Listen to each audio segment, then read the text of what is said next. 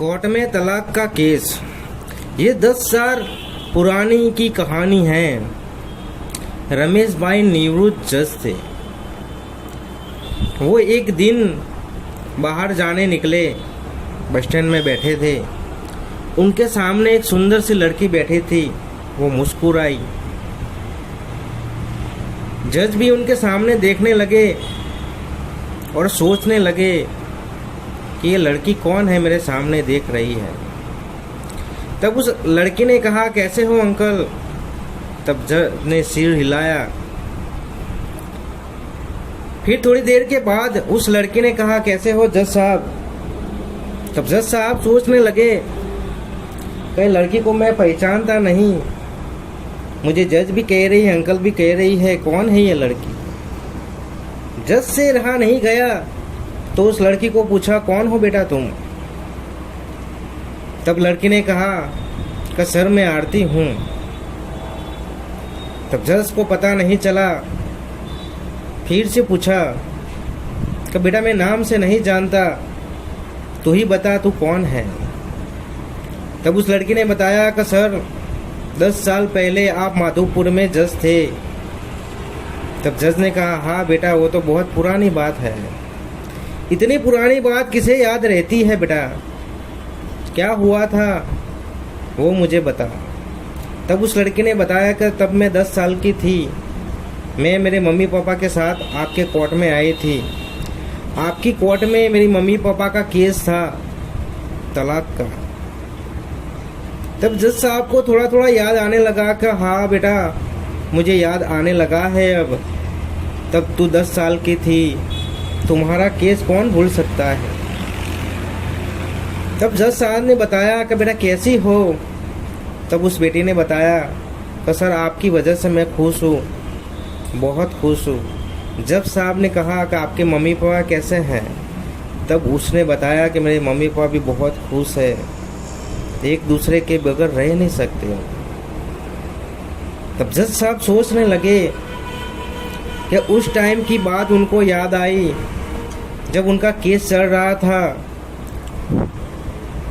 सारे लोग ने सोच लिया था ये दोनों अलग हो जाएंगे, लेकिन जब जज साहब ने कहा था ये बेटी किसके पास रहेगी, ये बेटी बताएगी, तब उस बेटी को कटहरे में इकट्ठा किया हुआ था और उस बेटी ने कहा था कि जज साहब मुझे ही निर्णय लेना था, मुझे ही निर्णय लेना था, तो मेरा जन्म इस घर में क्यों हुआ?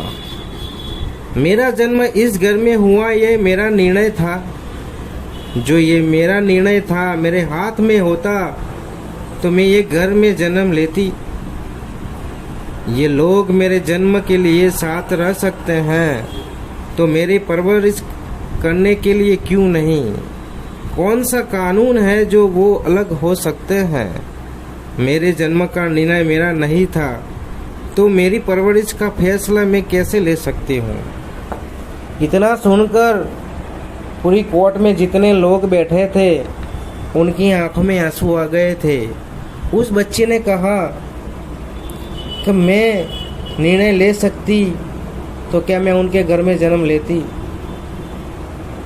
मेरी परवरिश करने के लिए ये दोनों अलग हो रहे हैं तो क्या मैं होने देती? माँ बाप की आंखों में आंसू आ जाते हैं। माँ वहाँ खड़ी हो जाती है और कहने लगती है कोर्ट में कि मेरा पति शराब पीता है, मुझे मारपीट करता है, लेकिन मैं मेरी बेटी की वजह से दूर नहीं हो पाऊंगी। मैं वहीं रहूंगी, उनके साथ रहूंगी।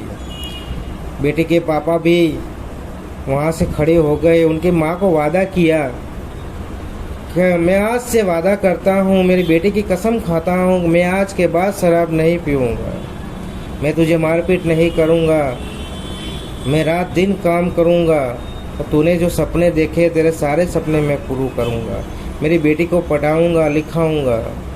और इतना ही कहकर वो दोनों गले लग जाते हैं। ये जज साहब को याद आता है। तब जज साहब ने कहा कि बेटा आज क्या कर रही हो तुम? तब उस बेटी ने कहा कि सर मैं ट्रेनिंग के लिए जा रही हूँ, मैं भी जज बनने वाली हूँ, मैं भी जज बनने वाली हूँ। तब जज साहब की आंखों में इतनी खुशी होती है, इतनी खुशी होती है कि बेटा तुम ज़रूर जज बनोगी, तुम ज़रूर जज बनोगी। तो दोस्तों इस कहानी में बस यही बताना चाहता हूँ कि जब भी आप कोई फैसला लेते हो तलाक लेने का, तो बच्चों के सामने देखा करो वो किसके पास रहना चाहता है, किसके पास नहीं रहना चाहता है। आप कोर्ट में जाते हो वहाँ तो आप अलग हो जाते हो, लेकिन एक बच्चा या बेटी बाप के बगैर भी नहीं रह सकता, माँ के बगैर भी नहीं रह सकता। उसकी पूरी ज़िंदगी ख़त्म हो जाती है, ख़राब हो जाती है। इसलिए कभी ऐसे निर्णय मत लिया करो, मत लिया करो। तो ये कहानी पसंद आए तो अपने दोस्तों में शेयर कर देना। मैं मिलता हूँ।